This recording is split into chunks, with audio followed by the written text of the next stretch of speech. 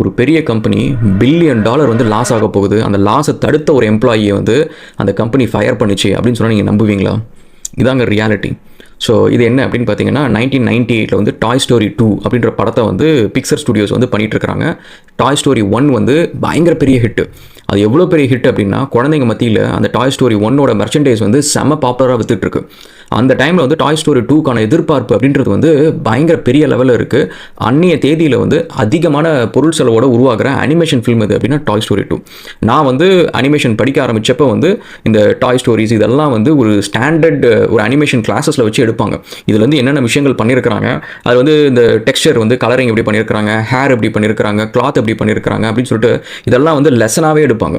So அந்த டைமில் வந்து டாய் ஸ்டோரி 2 வந்து பயங்கர பெரிய எதிர்பார்ப்போடு வந்துருச்சு.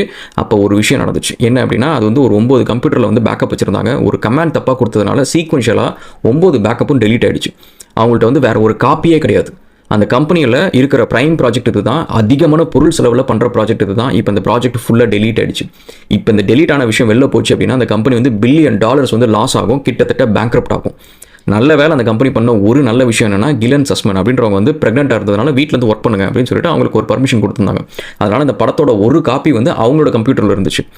ஓடி போய் அவங்க கம்ப்யூட்டர்லேருந்து அந்த காப்பியை ரெக்கவர் பண்ணாங்க. அண்ட் டாய் ஸ்டோரி 2 ரிலீஸ் ஆச்சு. உலகம் முழுக்க பெரிய ஹிட்டு, பெரிய $1 மில்லியன் வந்து அந்த படம் வந்து ஈட்டுச்சு, ப்ராஃபிட் ஈட்டுச்சு. அதுக்கப்புறம் வந்து நிறைய படம் எடுத்தாங்க. டாய் ஸ்டோரி 2ன்றது ஒரு பெரிய ஃபவுண்டேஷனாக மாறிச்சு பிக்சர் ஸ்டுடியோஸ்க்கு. ஆனால் 2004 வந்து கிலன் சுஸ்மன் அவங்க தான் வந்து இந்த கம்பெனி இருக்கிறதுக்கான ஒரு முக்கியமான காரணம். அவங்கள வந்து இந்த கம்பெனி வந்து ஃபயர் பண்ணுச்சு.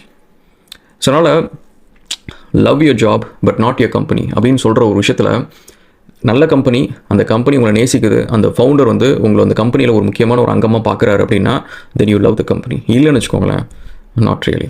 ஸோ பட் என்னோட கம்பெனியை பொறுத்த வரைக்கும் வந்து எனக்கு இந்த ப்ராப் பிடிக்காது. ஏற்கனவே நான் வந்து கோயம்புத்தூர் ஒரு ஈவெண்ட்டில் நான் சொன்னேன். ஸோ ஏன்னா நான் ஆஸ் அ ஃபவுண்டராக வந்து என்னோட வாழ்க்கையே இந்த கம்பெனியில் தான் இருக்குது. ஸோ அப்படி இருக்கிறப்ப என்னோட ஸ்டாஃப் வந்து என் கம்பெனி லவ் பண்ணாத அளவுக்கு ஒரு கம்பெனி நான் வச்சிருக்கணும் அப்படின்னு அவசியம் இல்லை. ஸோ என் கம்பெனியை பொறுத்த வரைக்கும் என் ஸ்டாஃப் எல்லாருமே வந்து they like the company, they work. And but again so நீங்கள் மற்ற கம்பெனிஸில் ஒர்க் பண்ணுறப்ப வந்து திங்க் அபவுட் இட்.